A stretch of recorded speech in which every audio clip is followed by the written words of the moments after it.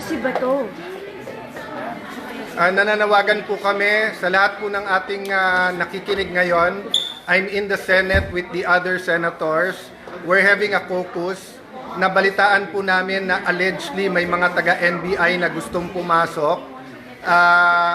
Nakita na nagbabarena ng pinto galing ng walls galing dun sa GSIS side. So we have our security here. Papasalamat kami sa PNP, outside and inside meron. Nandito ang Marines, but ito po ang emergency. Nagkaputukan na po.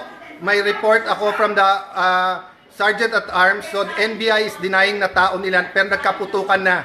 So we don't know what's happening. Everyone's locked in their rooms now.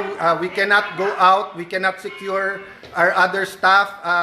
Senator Bato, Senator are together. Walang sumasagot from the government, from us. This is the Senate of the Philippines.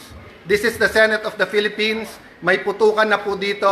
So sa lahat ng nakikinig, please, DND, DILG, what is happening? NBI, what is happening? Why are we under attack here?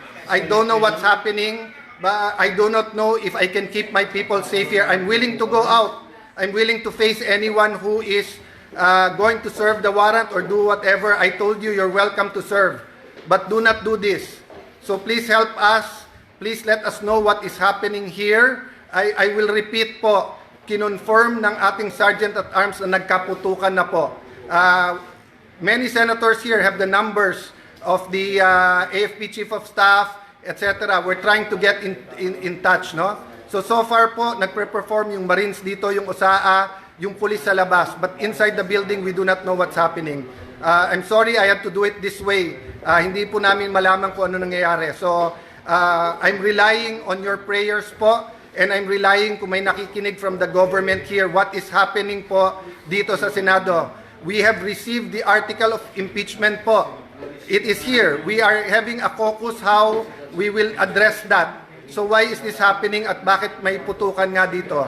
Please, someone respond, call us, let us know what's happening.